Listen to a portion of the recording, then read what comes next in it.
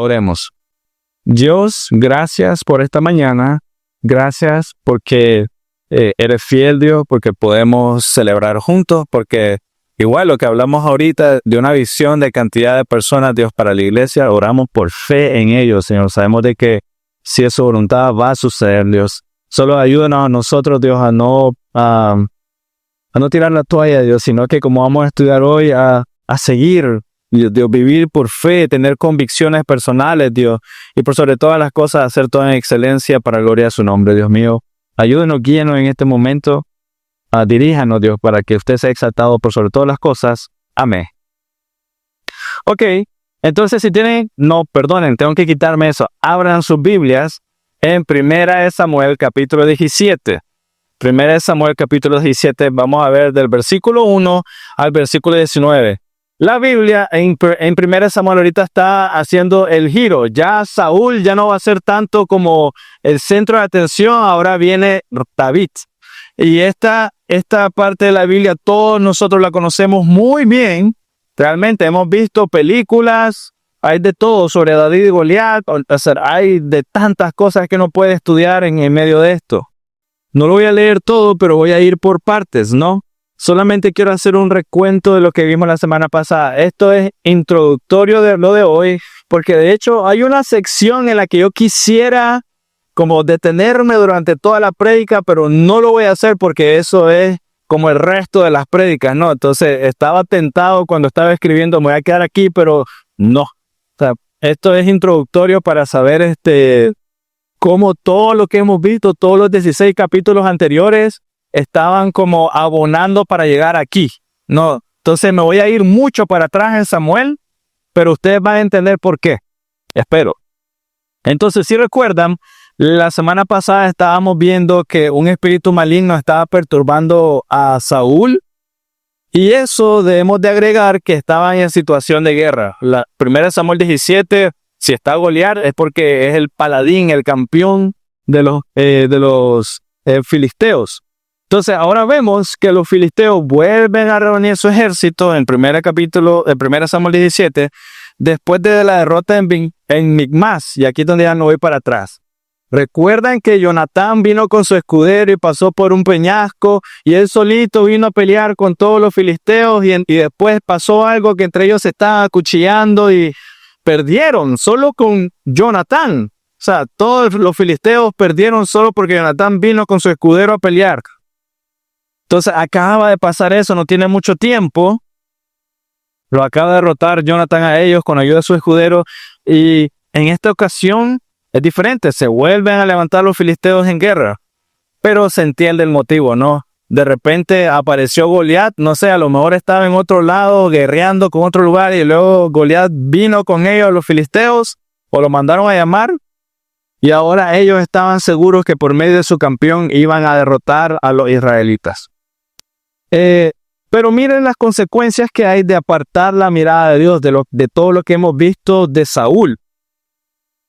Los filisteos desafiaron a Israel a pesar de que habían perdido hace poco. Eso quiere decir que ellos no estaban desmoronados. O sea, todavía podemos ganarle a esto. Si Goliat pelea por nosotros, nosotros vamos a ganar. Ellos, en 1 Samuel 17, vamos a ver que todavía los filisteos lograron invadir territorio israelita. Esos son los primeros 2 versículos. Y se apoderaron a parecer de una parte de Israel. Así que les leo. 1 Samuel 17, versículos 1 y 2. Los filisteos reunieron sus ejércitos para la guerra y se concentraron en Soco, que pertenece a Judá. Entonces ahí está. Ellos lograron entrar en el territorio de Israel, específicamente en Judá. Y acamparon entre Soco y Aseca y en Efes-Damim.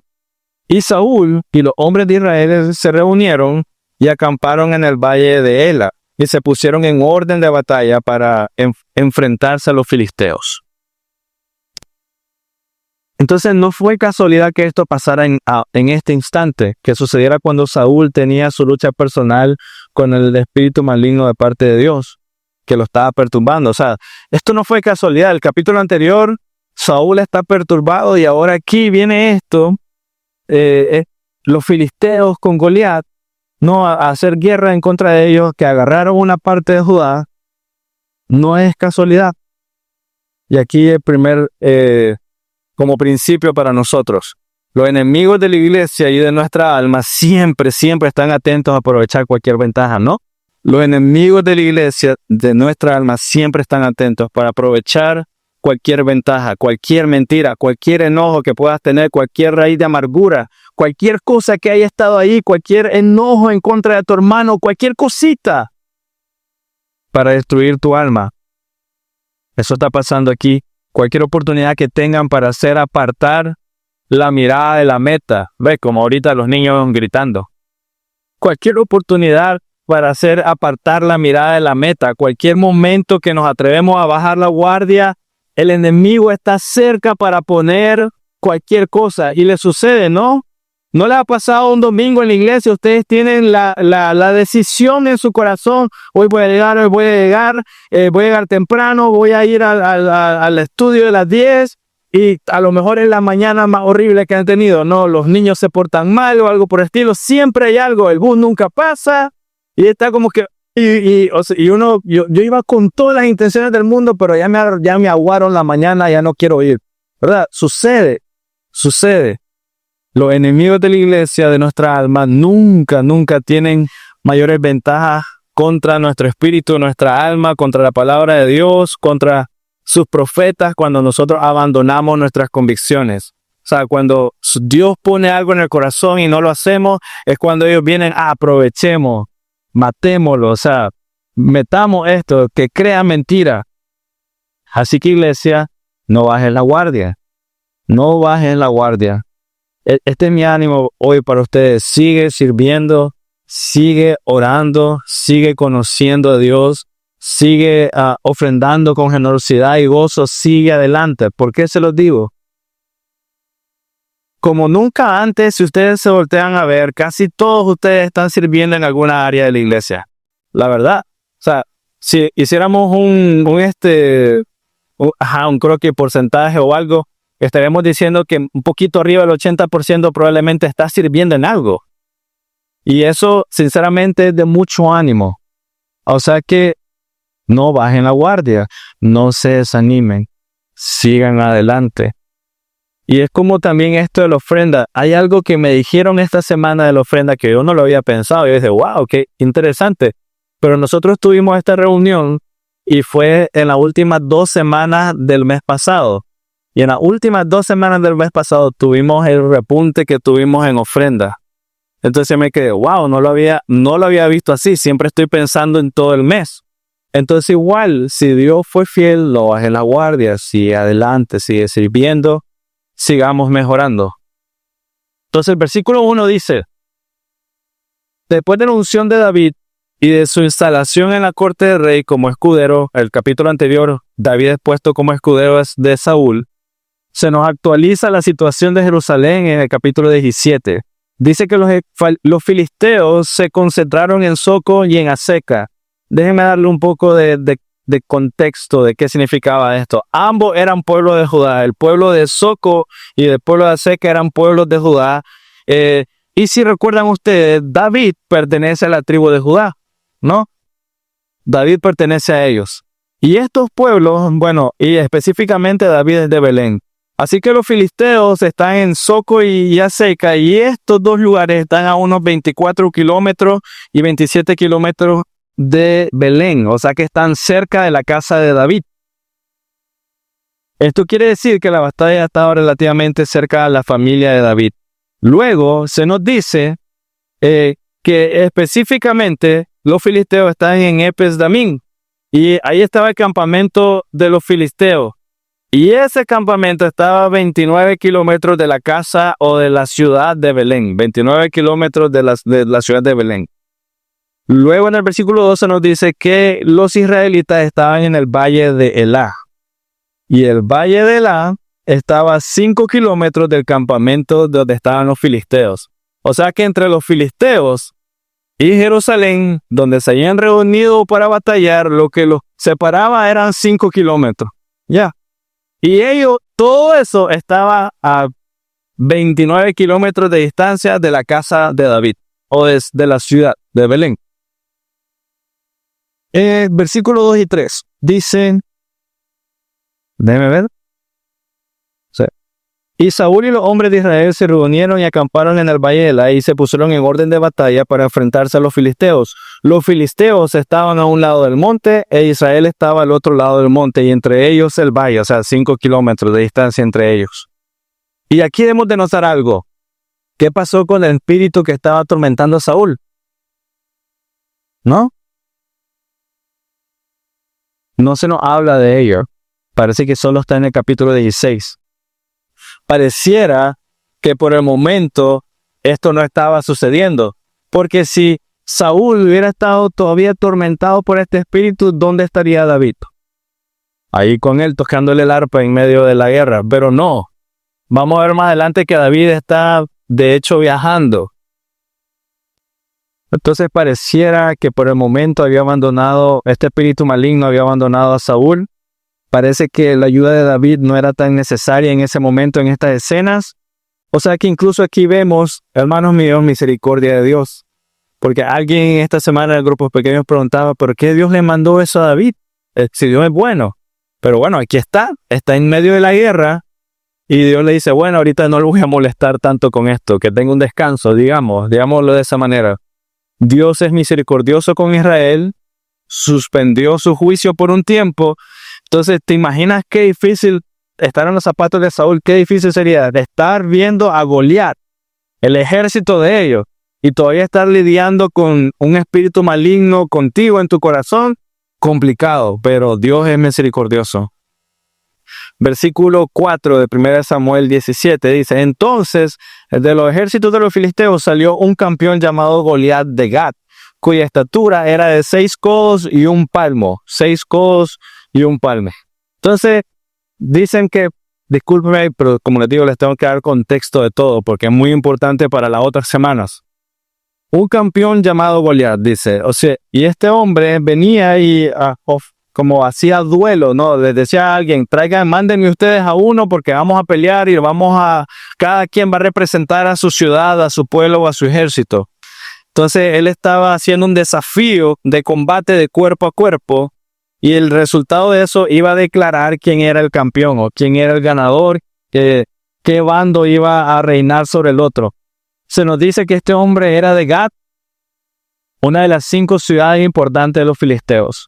Eso estaba al inicio de Samuel, cuando estaba todo esto del arca. El arca pasó por todas estas 5 ciudades y en una de ellas era Gat y de ahí es Goliat.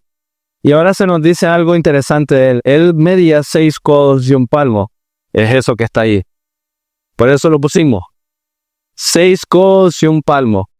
Un codo mide aproximadamente 45 centímetros y un palmo mide aproximadamente 22 centímetros, lo que significa que Goliat andaba aproximadamente por 3 metros.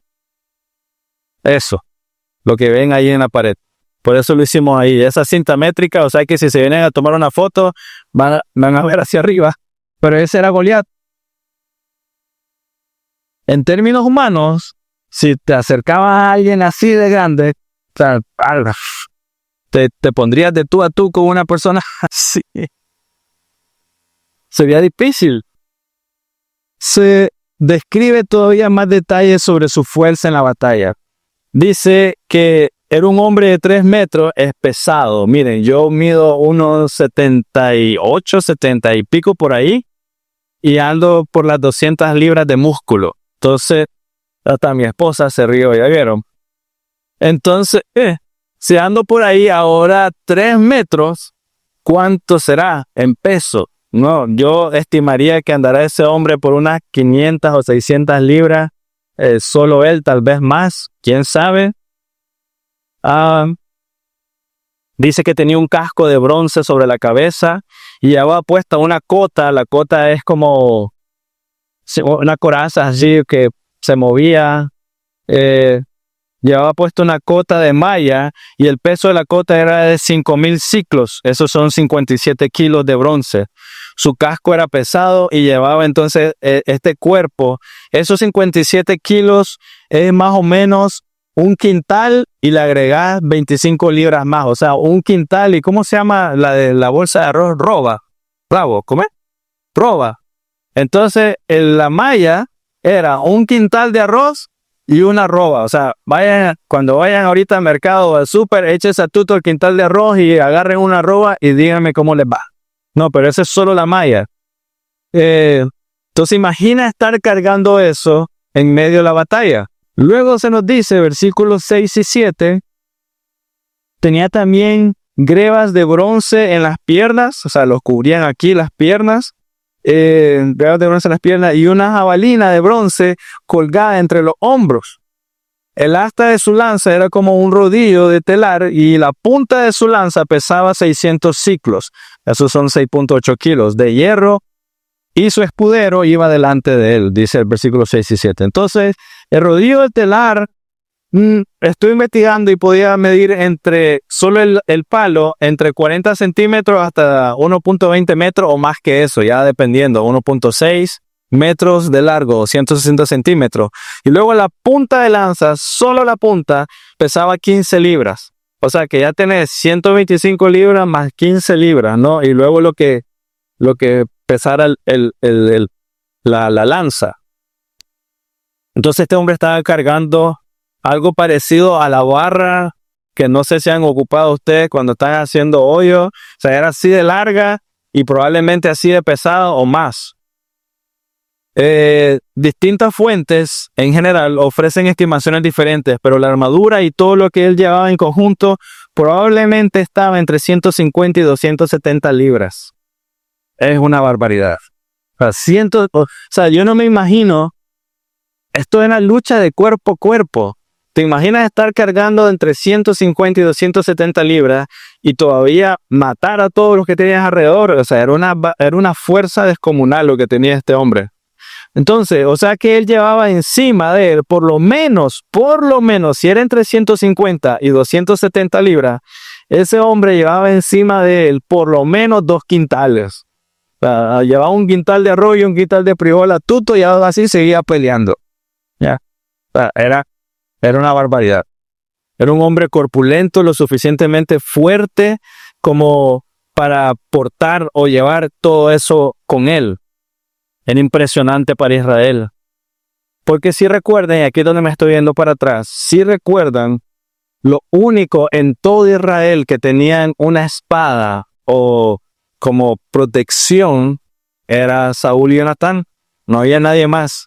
O sea, y aquí me voy a ir para atrás. 1 Samuel 13, 19, 23. Solo para tener eso presente. 1 Samuel 13, 19, 23. Y en toda la tierra de Israel no podía hallarse ningún herrero. En Israel no había nadie que trabajara el metal. No había nadie, bueno, aquí tomó un cuchillo, tomó una espada. No había.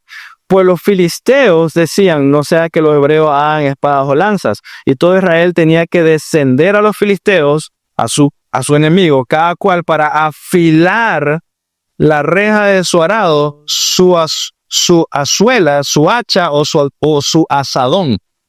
Miren, ahí está el asadón. No, nosotros lo usamos aquí para cuando vas a sembrar frijoles o algo. El precio era 2/3 de ciclo. Por las rajas de arado, las azuelas, las horquillas, las hachas y para arreglar los asadones. Versículo 22. Y sucedió que en el día de la batalla no había espada ni lanza en mano de ninguno de la gente que estaba con Saúl y Jonatán. Solo las tenían Saúl y su hijo Jonatán. Y la guarnición de los filisteos salió hacia el paso de Micmas. Y luego vemos cómo, Jonatán destruyó a los filisteos, a pesar que solo ellos dos tenían espada. Y eso es interesantísimo, ¿no? O sea, imagínense, todo el pueblo de Israel iba en lucha con lo mismo que ocupaban para la tierra, con eso fueron a la batalla. Y bueno, el versículo en capítulo 17 al final dice, su escudero iba delante de él. No se nos dice nada del escudero. Sinceramente digo, el escudero debe haber sido impresionante. Porque si tenía la capacidad de pasarle las cosas a Goliat, debió haber sido un hombre con fuerza, o ese hombre andaba empujando una carreta por todos lados para pasarle las cosas a Goliat. No sé, pero para mí también debe haber sido impresionante el escudero. Pero el objetivo de todo lo que les estoy diciendo, de todos los detalles de Goliat, no es para que nosotros sepamos que mide 3 metros o que pesa todas esas cosas. O sea, eso Esa no es la razón por la que se nos da todo esto. Teníamos que observar, aquí vamos a empezar a comparar el tamaño, la fuerza, todo esto con David. Esa es la razón, no es para que digamos, wow. No es para decir eso, sino que vamos a empezar a comparar a este hombre con David. Este es un guerrero experimentado, no Goliat. Goliat seguramente no conoce otra cosa más que la guerra. Es de ese tipo de hombre, seguramente. Era un hombre de guerra. No estaba hecho para algo más, no era un pastor de ovejas, no era un agricultor. Este hombre era un hombre de guerra. Eso era el propósito de su vida.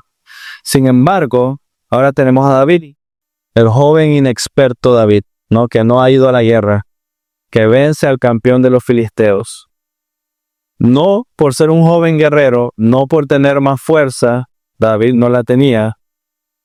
No por ser más experimentado en la batalla, porque no lo tenía. ¿Por qué David puede vencer a Goliat? El capítulo anterior nos lo dijo. Jehová estaba con él. Ya, Jehová estaba con él. Aunque Goliat parece invencible, eso es lo que nos está representando o enseñando 1 Samuel 17. Goliat parece invencible. La declaración que hacen de David en el versículo anterior, capítulo 16, hace ver la altura, el poder, la armadura de Goliat, la lanza, el asta, el peso, como si nada, porque Jehová estaba con él. Y quiero hacer un ejemplo. 1 Samuel 16, versículo 7. Dice, 6. Cuando ellos entraron, Samuel vio a Eliab y se dijo, ciertamente el ungido del Señor está delante de él, porque él era hermano mayor de David y era como muy fuerte, ¿no? Sobresalía sobre todos. Y luego el Señor responde, pero el Señor dijo a Samuel, no mires a su apariencia y voy a usar... Aquí está hablando del hermano mayor de David, ¿verdad? Sí, el hermano mayor de David. Pero voy a ocupar este versículo para hablar de David. No mires a su apariencia. Él es menos fuerte que Goliat. Ni lo alto de su estatura, mucho más pequeño que Goliat. David era mucho más pequeño que sus propios hermanos. Porque lo he desechado y ahora sí está hablando del hermano mayor de David. Porque Dios no ve como el hombre ve, pues el hombre mira la apariencia exterior, pero el Señor mira el corazón. Ven, ahí está Goliat, no, grande, inmenso, no me atrevería a pelear yo con él. Pero el Señor vio en David algo que nadie más estaba viendo. Jehová estaba con él, eso sí fue evidente con los demás. Jehová estaba con él. Versículo 8 al 11 del capítulo 17 dice, Goliat se paró y gritó a las filas de Israel, ¿por qué han salido a ponerse en orden de batalla? ¿Acaso no soy yo filisteo y ustedes siervos de Saúl? Eso me llama mucho la atención. ¿Por qué no dijo siervos de Jehová? No, pero ahí miramos cómo está la situación de Israel también. Escojan un hombre y que venga contra mí. Si es capaz de pelear conmigo y matarme, entonces seremos sus siervos. Pero si yo lo venzo y lo mato, entonces ustedes serán nuestros siervos y nos servirán. Hasta el 11, versículo 10. De nuevo, el filisteo dijo, una vez más, hoy desafío a las filas de Israel, deme un hombre para que luchemos mano a mano. Cuando Saúl y todo Israel oyeron estas palabras del filisteo, se acobardaron y tuvieron gran temor. Versículo 11. Quizás el ejército de los israelitas era superior en número, quizás no, están en la tierra de Israel. Los filisteos tuvieron que mover gente, quizás tenían mayor número de guerreros en Israel que los filisteos, y por eso era bastante inteligente que Goliat hiciera esto. No, ¿para qué todos ellos contra nosotros? Mejor yo, uno mío y uno de ustedes, y matémonos, y el que gane, ese va a ser campeón y va a ganar la guerra. Cuando Saúl escuchó esas palabras, Saúl tenía una razón muy especial para tener miedo. Cuando Goliat empezó a ¿cómo es esto? Como a poner ahí la batalla, como cuando empezó a gritar de esta manera para que venga uno de ustedes, Saúl tenía una razón muy particular para tener miedo. ¿Saben cuál? ¿Quién era la persona más alta en todo Israel en ese momento? Primera de Samuel 9:2. Primera de Samuel 9:2. Cuando Saúl fue escogido, esa fue una de las razones por las que lo escogieron. Tenía un hijo que se llamaba Saúl, joven y bien parecido. No había nadie más bien parecido que él entre los israelitas. De los hombres de arriba, sobrepasaba a cualquiera del pueblo. Saúl era el más alto de todo Israel. Entonces viene el más alto de todos de los filisteos. Tiene lógica que se espere de que el más alto en todo Israel vaya a la guerra. Saúl era la opción lógica para ir a la guerra. No tenía mucho miedo de este hombre, no fue. Y aquí y esta es la parte que para mí, hermanos míos, es crucial y es donde no me voy a detener, pero sí lo vamos a ver en las siguientes semanas. Por favor, vayan buscando conmigo Hebreos 2, versículo 14 y 15. Hebreos capítulo 2, versículo 14 y 15. Veamos entonces. Miren la escena que está pasando. Hay un campeón de los filisteos y hay un campeón de los... Bueno, no hay todavía, pero va a haber un campeón de los israelitas. Y yo les pregunto, ¿tiene sentido para ustedes la escena que Goliat diga, yo soy el campeón de aquí, yo voy a pelear para que mueran todos, manda uno tú, uno yo, y el que gane, ese va a ser como el campeón de toda la guerra? ¿Tiene sentido eso? O sea, hacer esa propuesta. Hay una película así, como, ¿quién era? De Brad Pitt, que no me acuerdo el nombre de la película. ¿Alguien se acuerda de eso? Pero hay una película de Brad Pitt donde él hace lo mismo, ¿no? Que mata al contrario. Troya, gracias. Esa es cierto. Entonces, y ya, como lo mató, ganado. Ahora les pregunto, ¿tiene sentido realmente de un punto de vista lógico si está el más fuerte del otro y el más fuerte por acá, que se enfrenten los dos y el que gane ese está representando a todo Israel? ¿Tiene sentido hacer eso para que no haya más muertes, sino que los más fuertes, lo mejor de mi lugar, me represente y así no mueran 5,000, 10,000 millones o lo que sea? O sea, ¿tiene lógica proponer algo así, no? ¿Tiene lógica? No tenemos problemas en entender esta lógica, la verdad, no tenemos problemas. Pero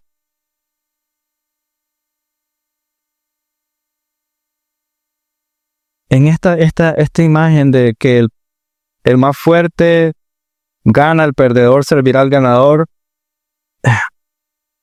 no, o sea, también lo aceptamos, creo que está bien. ¿Saben dónde la gente tiene problemas con esto? Con Cristo. Él es el campeón contra la muerte. Y tenemos problemas en comprender de que Él me está representando, que Él está peleando por mí, que Él ganó la victoria contra la muerte por mí. Tenemos un problema, y es interesante. Sí, en la historia no tenemos problema en que, sí, David venció a Goliat, Jerusalén o Israel, perdón, hasta ahora ellos van a servir a Israel. No tenemos problema en entender eso. Pero cuando se trata de Cristo, de que Él tomó mi lugar, de que Él es el guerrero, el campeón, de que Él me representaba, que Él tomó sobre Él, ¿no? Porque eso estaba pasando con Goliat. Goliat estaba representando a todo el mundo. Cristo está representando a todos los que creen. Pero tenemos problema con eso. Hebreos 2, 14 y 15. Así que por cuanto los hijos participan de la carne y sangre, también Jesús participó de lo mismo, se hizo como nosotros, para anular mediante la muerte el poder de aquel que tenía el poder de la muerte, es decir, el diablo. 15. Y librar a los que por el temor a la muerte estaban sujetos a esclavitud durante toda la vida. Algo así está pasando. Por medio de la muerte, Él derrotó al enemigo para que nosotros pudiéramos tener vida y no batalláramos. Eso es lo que está pasando aquí, pero tenemos problema con entenderlo. Aceptamos la historia de David y Goliat sin problema, pero nos cuesta venir por fe delante del Señor y decir, Él murió por mí, Él ganó por mí. Deberíamos de darle más crédito. Jesús es nuestro David. Si nosotros hubiéramos estado ahí, Jesús es nuestro David, además que Él es mucho mejor y mucho más grande que David. Jesús es nuestro campeón, amén.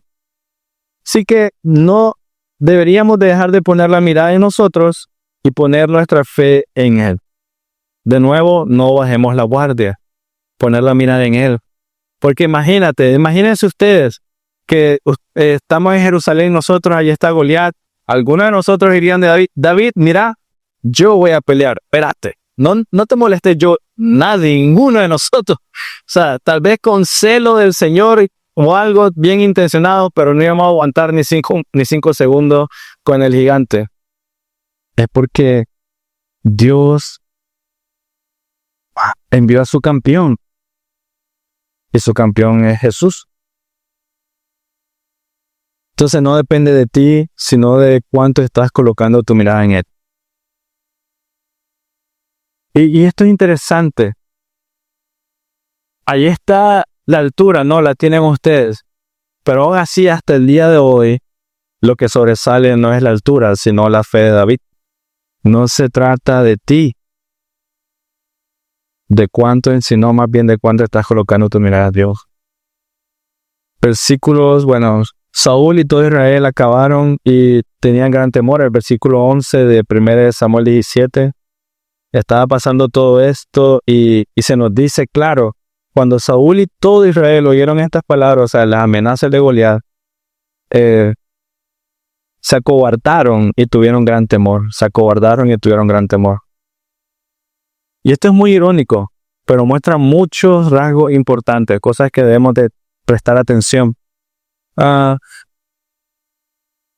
Muestra algo que nosotros debemos preocuparnos. Mira la actitud de Saúl y el pueblo, ante Goliat. Aunque grande e imponente, sí, generaba temor, al final es solo un hombre. Al final de la historia vamos a ver solo es un hombre. Pero quiero que comparen, y aquí viene la parte interesante para mí, comparen un poco la actitud que tuvo Saúl con Goliat versus la actitud que tuvo Saúl con el espíritu malo de parte de Dios. A mí, hagan una comparación ahorita.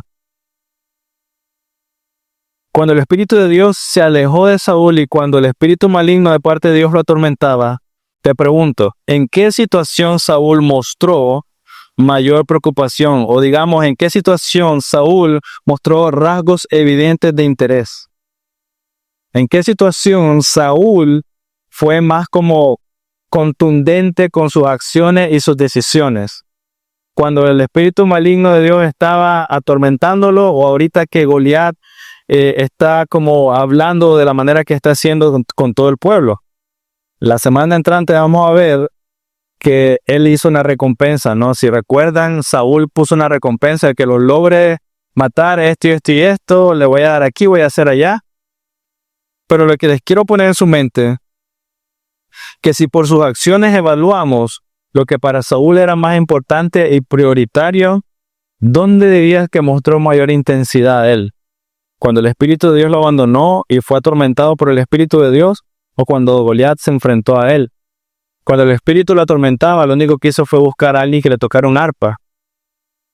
Y aquí empezó a buscar por toda la nación a alguien que fuera a buscar. Allá solo dijeron, mira, escuché de alguien, tráemelo. Lo que sea. Aquí, con frente a un hombre, empezó a buscar en medio de toda la nación a alguien que se atreviera a luchar en contra de él. Saúl e Israel habían mostrado una gran preocupación por las apariencias. Se preocuparon más por 3 metros que por lo que un espíritu maligno podía hacer, o por el hecho de que el Espíritu de Dios ya no estaba con Saúl. Se preocuparon más por lo de afuera que por su corazón hacia Dios. O sea que fácilmente, hermanos míos, nos dejamos moldear por el exterior, olvidamos el corazón. Esta ciudad, Matagalpa, tiene ese problema, ¿no?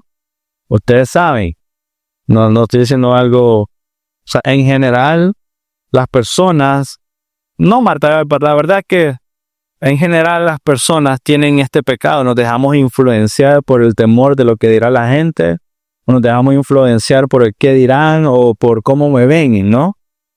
Tal vez ya menos que antes, pero Pero en general hay eso, ¿no? Ustedes mismos me han dado ejemplos de eso. Hay un cumpleaños, hay que tirar la casa por la ventana, aunque no hay reales, pero hay que tirar la casa por la ventana. No, entonces es como nos dejamos ir por las apariencias, ¿no? Es como está eso ahí. No nos permitamos ser moldeados por la cultura, hermanos míos, sino por Dios, por su palabra, lo que Él dice. Porque mira, si todo Israel fuera moldeado por la palabra de Dios, hubieran tenido miedo de Goliat. Cualquiera hubiera ido a pelear. Pero todos ellos estaban colocando la mirada en las apariencias. Todos. Saúl y su ejército estaban aterrorizados. El pueblo no se habría desanimado si no hubieran visto a Saúl desanimado. No, ellos estaban esperando que su rey fuera. Recuerdan, ellos pidieron a ese rey que peleara nuestras batallas y cuando apareció el guerrero campeón, ¿cuándo Dios hizo eso con ellos? Nunca. A Saúl le faltaba el coraje. Entonces es de esperar que si a Saúl le faltaba el coraje, el pueblo también no iba a tener coraje. Y aquí hay otra pregunta también. Cuando el Espíritu del Señor descendió sobre Saúl, en 1 Samuel capítulo 11:6, nadie era más valiente que Saúl. ¿Recuerda esta escena anterior de que vino, ¿cómo se llamaba?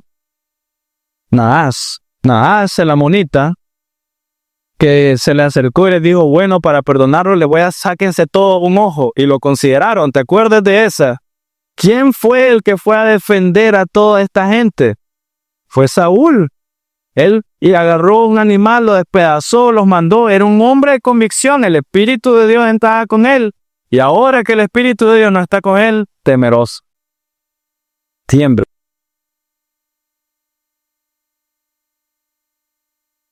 Ahora que el Espíritu del Señor se había apartado de él, incluso las miradas y las palabras de un solo filisteo le hacían temblar.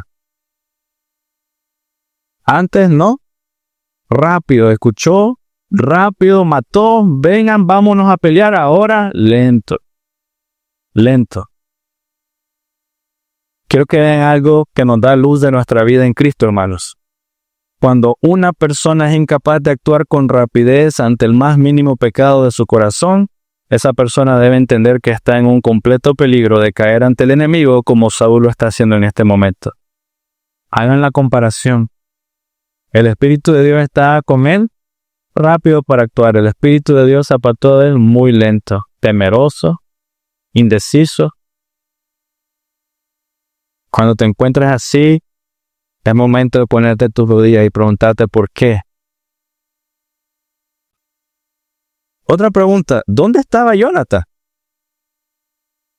Había acabado una buena parte del ejército él solo con su escudero. ¿Por qué él ahorita no dice, bueno, vamos a la guerra también? ¿Por qué no aceptó el desafío de Jonathan?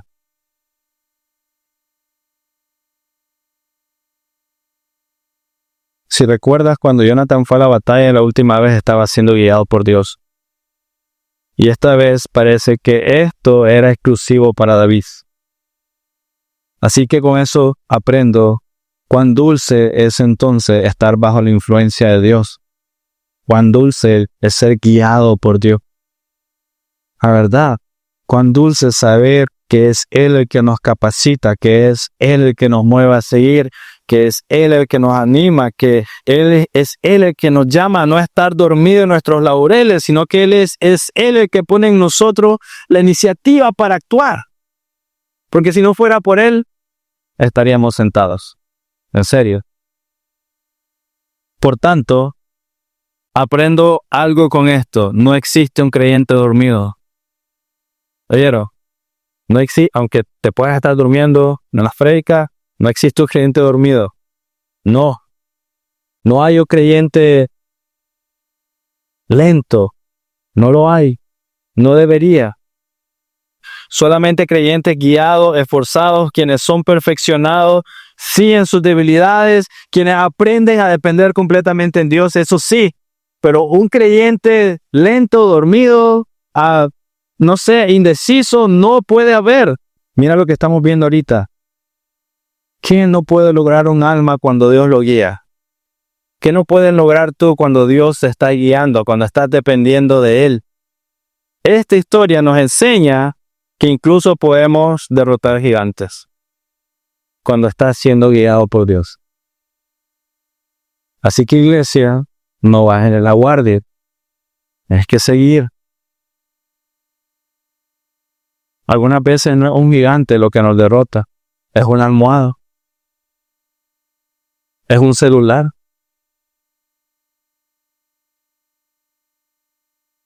Ni siquiera son 3 metros de altura cargando 2 quintales de frijoles. Algunas veces es algo tonto. Diría yo que la mayor parte del tiempo es algo muy tonto. Orgullo por algo. Nos enorgullecemos porque yo sé más, porque yo puedo más. No bajes la guardia. Versículo 15 de 1 Samuel 17. Pero David iba y venía de donde estaba Saúl a Belén para apacentar el rebaño de su padre. Y eso es interesante. Los deberes de David se dividieron entre 2 cosas. Escudero de Saúl, miramos la semana pasada, y seguía cuidando las ovejas de su papá. ¿Qué es eso? David aprendió lecciones importantes en su vida, de mucho peso, de responsabilidad principalmente. Lecciones que Dios las ocupó para él cuando iba a ser rey, ¿no? Lo utilizaron para gobernar Israel. David está aprendiendo sobre la responsabilidad en general y la importancia de honrar a sus líderes. David está honrando tanto al rey como a su padre. Mira qué interesante esto. Imaginan, el escudero del rey, en la corte del rey, que no era cualquiera que estaba ahí, el escudero del rey, todavía pastoreando las ovejas de su padre. De estar en el palacio, comiendo los mejores manjares que podían imaginar, de estar delante de las personas más importantes de todo el reino, a ensuciarse las manos para sacar una oveja tonta del lodo, tal vez. No se trata de imágenes, no se trata de apariencia, posesiones, posición social, trabajo. Era el corazón y cómo Dios es primero en todo. Honrar a Dios en todo. Por sobre todas las cosas, todo lo que hace, todo lo que hago, todo lo que digo, cómo lo hago, honrar a Dios. ¿Saben cómo es nuestra cultura? No siempre hay algunos padres que son muy buenos en esto, pero en general yo diría que fallamos. Cuando tu hijo tiene un muy buen trabajo, ya tiene un trabajo de no sé, $1,000 o tal vez no voy a ir tan arriba, pero ya tiene un trabajo de 15,000, 20,000. No, pobrecito mijito, que trabaje, que se concentre en hacer reales, yo voy a hacer las demás cosas. No, que trabaje también, que siga sirviendo a su padre, que siga sacando la basura. Solo porque estás haciendo dinero no vas a trabajar más. Solo porque tienes la posición. Pero eso está. No, la cultura lo tiene. Como es el que más gana, él está perdonado. No sé, ¿no? Como es el que invita siempre, ese no lo toqué porque si no, no sigue invitando. No es así. Como es el pastor, ese tiene permiso de quedarse dormido y llegar tarde. Entonces que debería llegar primero y salir de último. Pero ¿ven lo que está aprendiendo David aquí?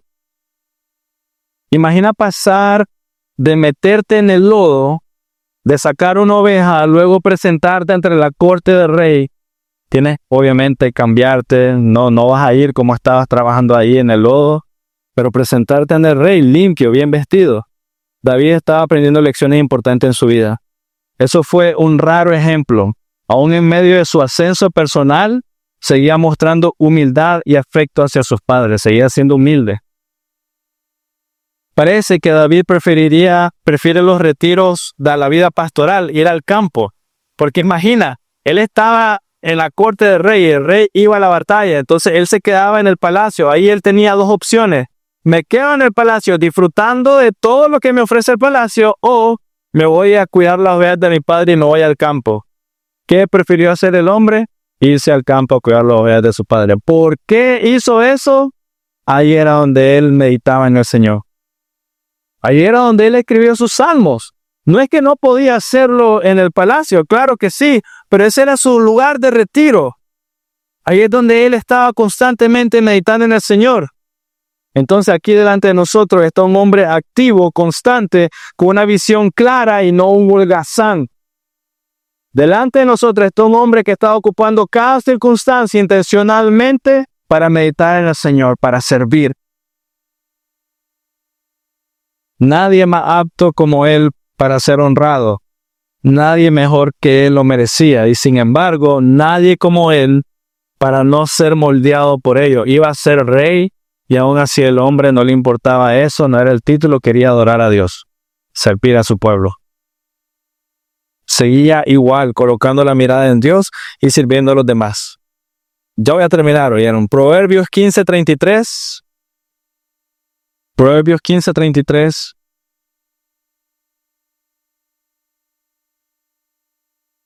Bueno, si recuerdan ustedes, Proverbios fue escrito por Salomón. Eso quiere decir que la sabiduría de David fue pasada en cierta manera a Salomón, su hijo.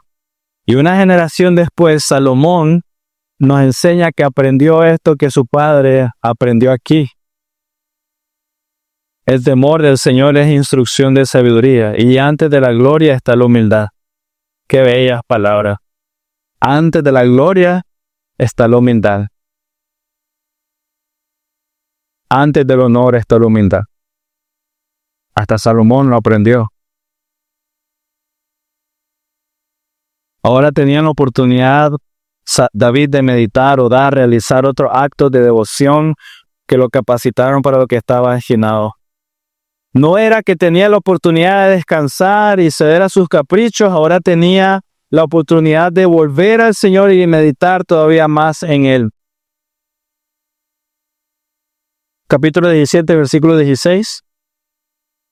De 1 Samuel, durante 40 días el filisteo vino mañana y tarde presentándose en desafío. Con esto voy a terminar. Versículo 16 dice que Goliat venía la mañana y la tarde a desafiar a todos ellos por 40 días.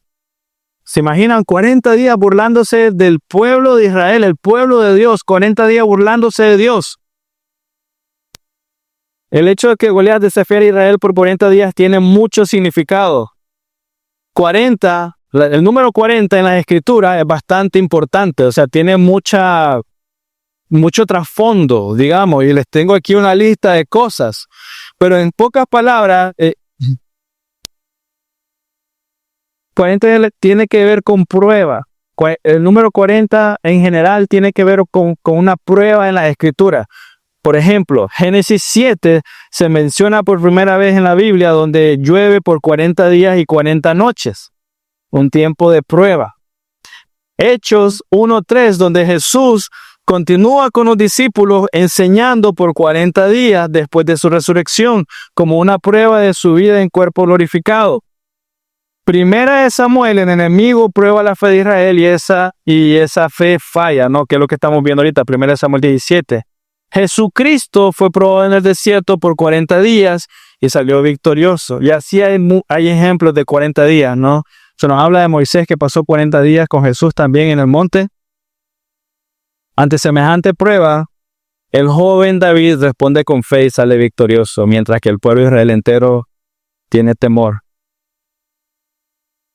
Algo que para mí es digno de resaltar, el versículo 17, y dijo Isaías, su hijo David, lleva ahora a tu hermano una efa de grano tostado y estos 10 panes, y corre al campamento donde están tus hermanos. De nuevo, el padre hablándole al escudero del rey, corren de tus hermanos a llevar comida. Era mandadero en el hombre, o sea, era mensajero, a llevar, era de pedido ya para llevarle comida a sus hijos, a sus hermanos.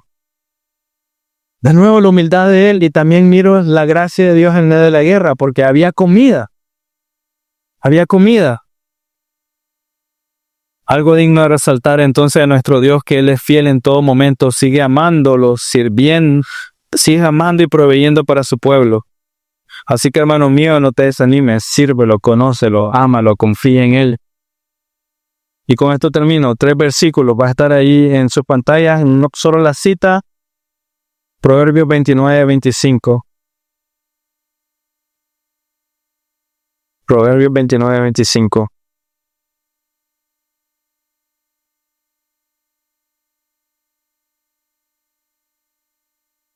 El temor al hombre es un lazo, pero el que confía en el Señor estará seguro. El que confía en el Señor estará seguro. Ahí nomasito, después de Proverbios, Eclesiastés 12:13.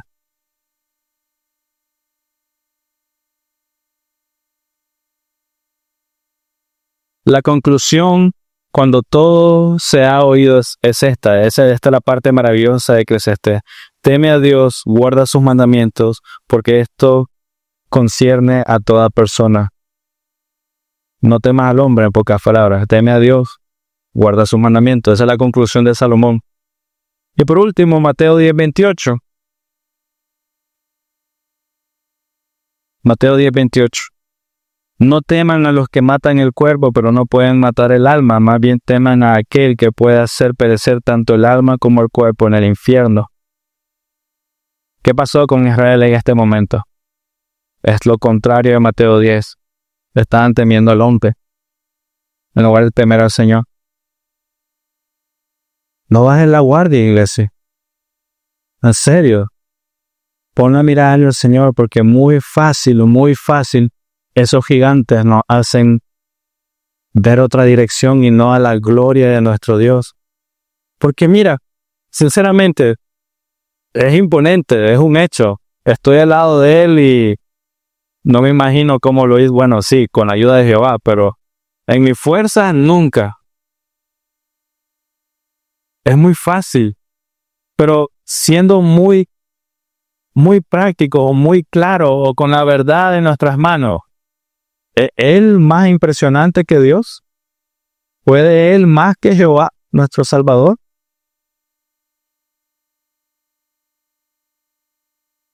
Pero nos distraemos. Demasiado fácil. Olvidamos sus bondades, olvidamos sus fidelidad. Nos ponemos muchas excusas. Nuestros gigantes no son tan gigantes realmente. Si los meditamos, nuestros gigantes no son así. Pero nosotros los hacemos tan grandes. Mira, cuántas veces en la iglesia yo he dicho, no, ¿cómo vamos a hacer eso? O sea, he estado en situaciones de que todo cambia tan drásticamente que yo digo, no, ¿cómo no vamos a seguir así? ¿Cómo va a suceder? ¿Cómo va a suceder? No, y hay comentarios, no, hemos tenido comentarios de que yo les he dicho, incluso a algunos de ustedes, sí, estábamos en la vaca gorda y ahora la vaca flaca. Pero algo que siempre Dios ocupa para callarme, incluso lo que yo creía que era difícil o complicado, Dios me ha demostrado que no lo necesitaba y que solo necesitábamos a Él. O sea que no importa, estábamos en la vaca flaca, Dios sigue siendo fiel, sostuvo a su pueblo entero y más que ellos. O sea que realmente lo de las vacas flacas, ¿qué tiene? Dios sigue siendo fiel, amén. Entonces Dios va a ser fiel con esta iglesia siempre y con todos nosotros. Solamente mantén tu mirada en Él. Amén. Mantén la mirada en Él. Oremos. Señor, gracias por lo que nos enseñan hoy, por este pequeño cambio y muy bueno sobre la historia de David. Le ruego con las siguientes semanas por lo que vamos a ver y para que podamos mantener fieles, Señor, viéndolo, las maravillas de su santo nombre, recordando que usted permanece fiel por siempre y para siempre, que su nombre es santo y bueno, Señor. Perdónenos las veces que hemos puesto otras cosas por encima de usted, que hemos pensado que otra cosa es más importante, las veces que hemos dicho de que más adelante, en otro momento, cuando me sienta así, perdón, Señor, por distraerme con algo tan pequeño que no sirve. Ayúdame a ver, Señor, cuán grande, cuán ancho, cuán profundo, cuán precioso, Dios, el deleitarse en tu palabra, es conocerte, es vivir para ti, Señor, es amarte, Señor mío, es servirte. Cuán bello y bueno para mi alma y mi corazón, Señor, es vivir para ti, Dios. Ayúdame a entender, Dios, cuán precioso eres, mi Dios. Y cuán finito y pequeño soy yo, y que tú hayas puesto tu mirada en mí, Señor, y que me hayas llamado y que me hayas escogido para servirte, conocerte, Señor. Oh, cuán privilegiados somos, Señor. Cuán bello eres de tenerlos aquí a todos hoy, Señor. Gracias. Amén.